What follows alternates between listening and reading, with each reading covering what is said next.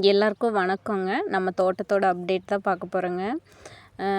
அந்த களை செடிங்களையெல்லாம் ஓரளவுக்கு நம்மளால முடிஞ்ச அளவுக்கு கொஞ்சமாக செடி இருக்கிற வரைக்கும் ரிமூவ் பண்ணோங்க. இதெல்லாம் பார்த்திங்கன்னா இந்த பொரியல் தட்டை அது மட்டும்தான் நல்லா ஹெல்த்தியாக வந்திருக்குங்க. ப்ளஸ் இந்த சிகப்பு தண்டங்கீரையும் ஓரளவுக்கு வந்திருக்கு. அதோட மணத்தக்காளி நாற்றெல்லாம் கூட வச்சு விட்டுருக்கேன். அது தென்னை மரத்துக்குள்ளே முளைச்சிருந்தது, எடுத்துகிட்டு வந்து இங்கே வச்சுட்டேங்க. அப்புறம் கொத்தாவரம் செடியும் நல்லா வந்திருக்குங்க. முளைச்சிருந்தது எல்லாமே நல்லா தான் வந்திருக்கு. இதில் வந்து பூ வைக்கிறதுக்கு ஸ்டார்ட் பண்ணிருச்சுங்க இப்போது.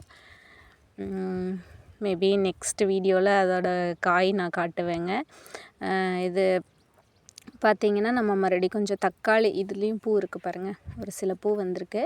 அடுத்து தக்காளி நாற்றும் வந்து நர்சரியிலேருந்து எடுத்துகிட்டு வந்து வச்சு விட்ருக்கோங்க. நிறைய நாற்று இல்லை, ஒரு 10 நாற்று அந்த மாதிரி தான் எடுத்துகிட்டு வந்தேன். கொஞ்சம் வச்சு விட்ருக்குறேங்க. அடுத்து மிளகா நாற்றும் அதோடவே வச்சுருக்குறோம். ஆனால் அது கொஞ்சம் கால் பிடிக்குமான்னு எனக்கு டவுட்டாக இருக்குது.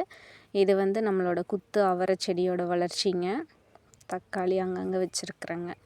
மிளகாய், தக்காளி, அப்புறம் கத்திரி நாற்றும் வச்சுருக்குது. இது பார்த்திங்கன்னா பாவை செடிங்க. அப்புறம் இது பீக்கங்காய் செடி. அப்புறம் நம்மளோட வாழைக்கன்று எல்லாத்துலேயுமே வந்து நல்லாவே துளிர் வந்துருச்சுங்க. இதுதான் அதை சுற்றிலும் நிறைய புல் வந்திருக்குதுங்க. அதையும் வந்து ரிமூவ் பண்ணோம். அது